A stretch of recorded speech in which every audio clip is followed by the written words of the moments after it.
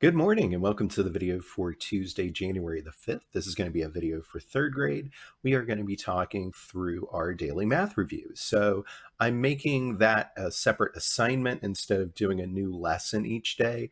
So we're going to do the top and bottom of this page. So all 5 problems for both sides of that, the top and bottom side. And so what we are going to do for number 1, we need to figure out how many times we can count by 5 to get to 45. That will give us our missing number here. That'll also give us the answer to our division problem because we ask a similar question. So how many times does 5 go into 45 would be something that we would ask when we divide.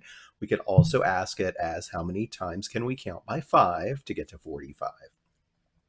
Number 2, we're doing a regular addition problem. Excuse me.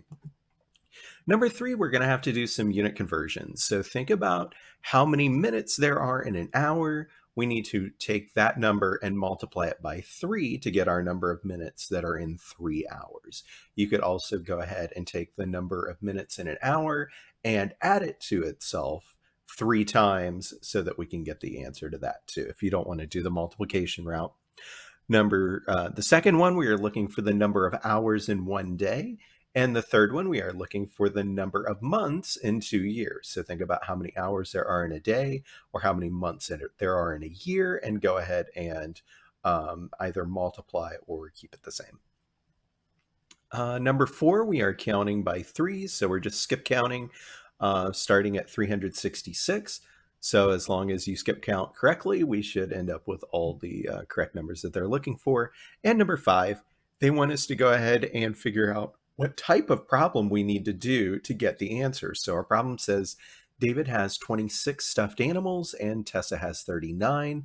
Which operation could you use to find out how many stuffed animals they have altogether?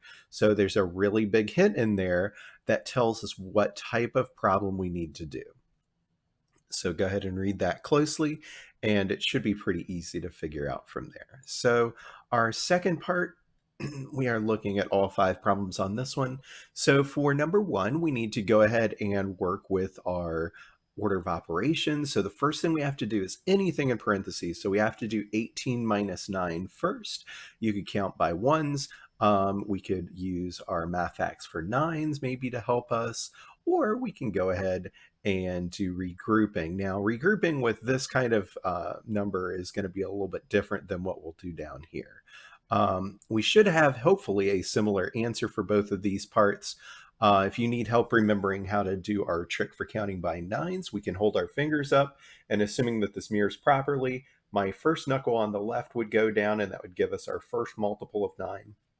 So I have 0 fingers to the left held up, so there would be a 0 in the tens place, and I have 9 fingers held up to the right, so that would give me 9. If I go to my second knuckle, I would have 1 on this side, and then I'm going to have 8 on this side. So that would give me 18, and then I can keep going. So for this one, we would go to our fourth knuckle, and the number of fingers to the left and right would give us our digits for the tens place for the left and then the ones place for the right. It's a little bit harder for me to do that. My fingers are starting to get arthritic, so it's kind of hard for me to hold some of them. So what I told you, if you have similar issues, not because of arthritis, but because just coordination, you can lay them down in front of you and use your table to hold that finger in place, and then you can have it held still so that you can count, so you're not using your thumbs and losing a finger. Number 3, which 2 units could we use to measure juice? One of them is going to be the metric system unit, and one of them is going to be the unit that we're used to using here in America. And so that could be the customary or imperial unit, depending on what type of unit we're working with and what book we're working with, what they choose to call that. I believe the Go Math book calls it customary units. And so there are 2 correct answers for that. You may get a hint by looking at number 5, what one of those might be, because it looks like we're talking about glasses of water. So sometimes we can use the book to help us with the answers. Number 4, which amount shows where the decimal point belongs in $1.27? $1.27. So think about what that should look like. and then choose the correct option. And then number 5, we are looking for 3 glasses of water in each 1-liter bottle. How many liters in all would 9 people need if they each drank 2 glasses of water? So here's a problem. We need to figure out how many glasses we're going to have total, and then we can divide that by the number of glasses for each liter. So this one will be a 2-step problem. We can multiply with this one to get the first step, and then take our answer and divide it by this number to figure out the answer. So those are your suggestions for today. Again, I'm not doing any screen transitions or anything. So this will be our work for today.